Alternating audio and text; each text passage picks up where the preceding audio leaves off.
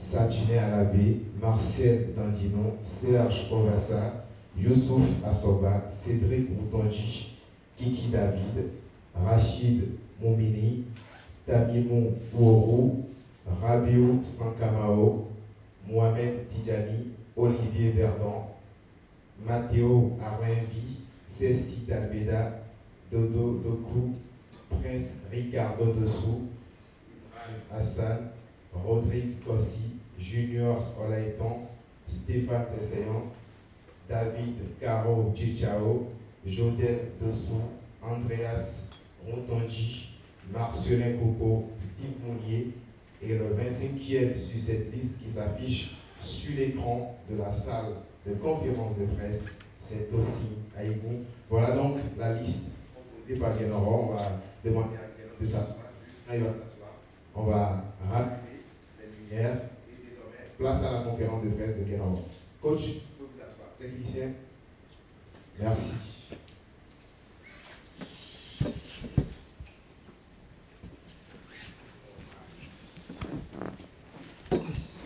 Coach, vous avez la parole. Je vais vous laisser allumer votre micro. Je vous remets ce micro. Oui.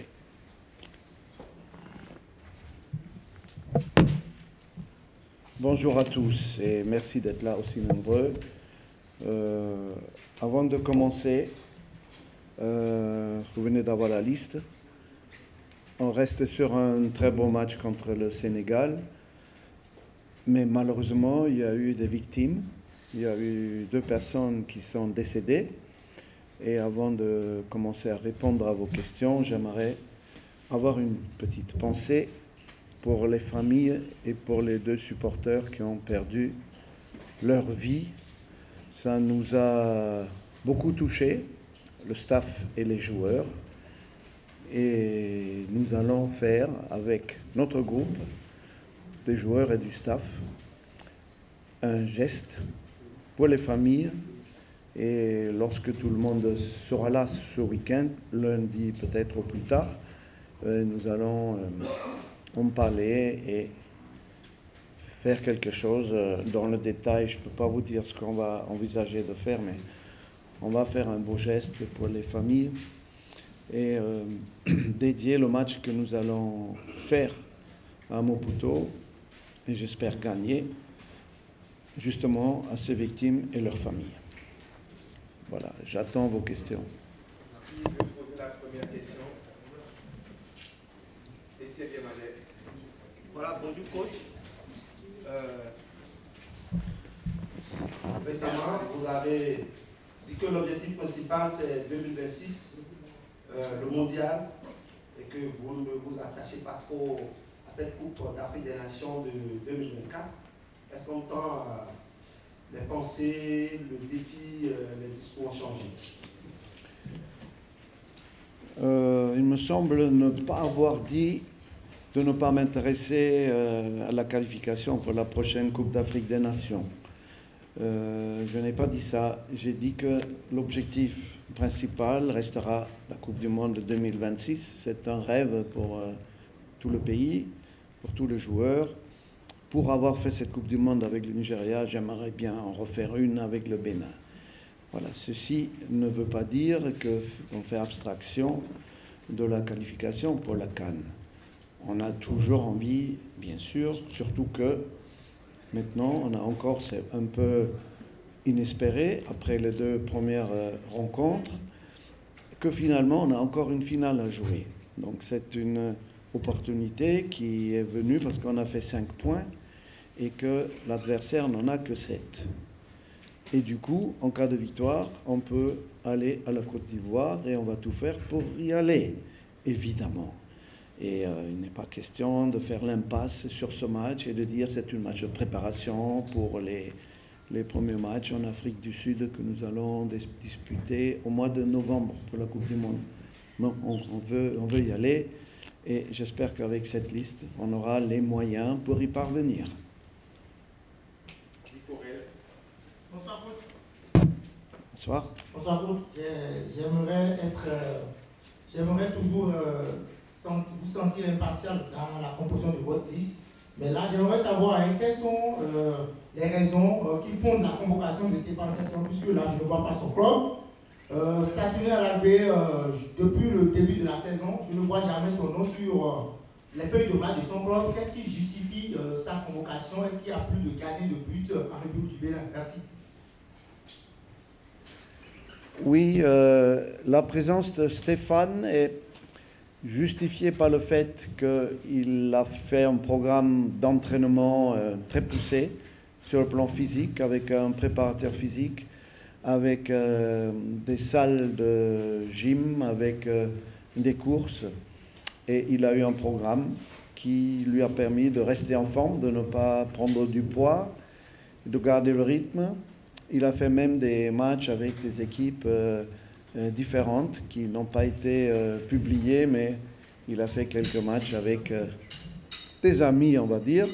Donc Stéphane est aussi, en l'absence de Khaled Adenan qui est suspendu, le leader naturel de ce jeune groupe. J'ai dit jeune parce que, comme vous le voyez, il y a 6 U20 dans ce groupe, une demi-douzaine de joueurs de 20 ans et moins. Le plus jeune en a 17, il vient d'en avoir 17 au mois de juillet seulement, et aussi avec une demi-douzaine de joueurs locaux. Et on a besoin d'un guide sur le terrain, voire hors du terrain.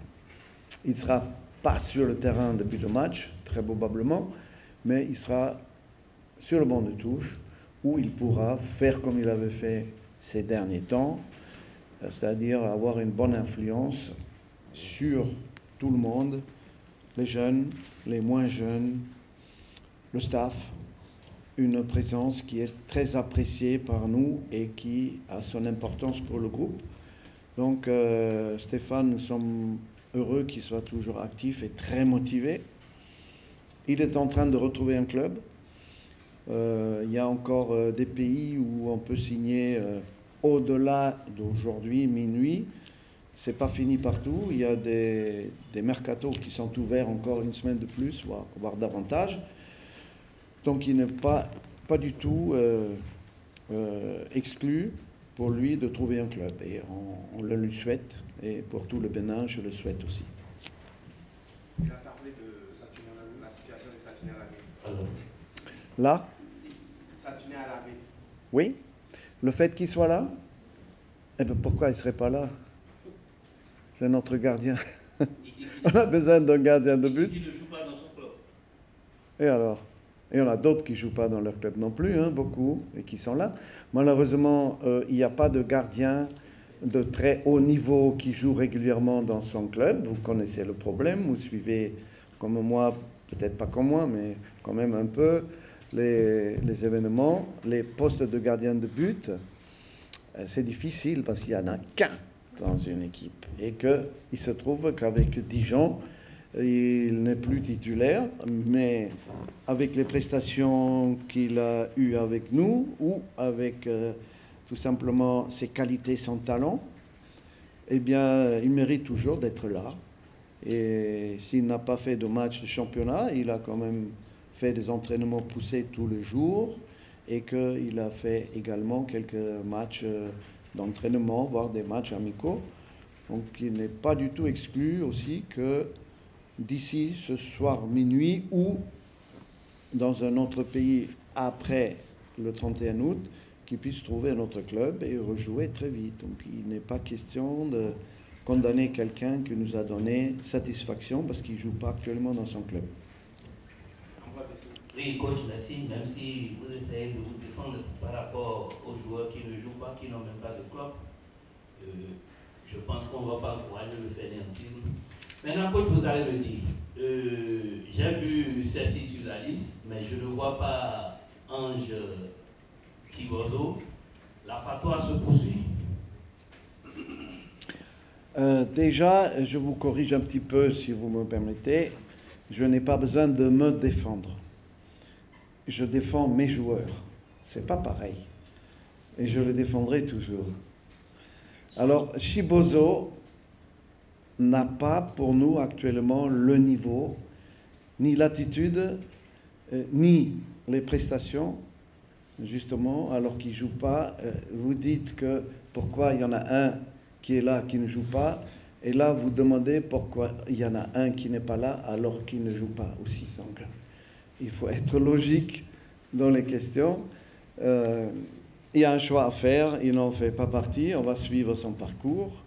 Il n'a pas été conservé par son club d'Amiens, mais actuellement il ne fait pas partie des premiers choix.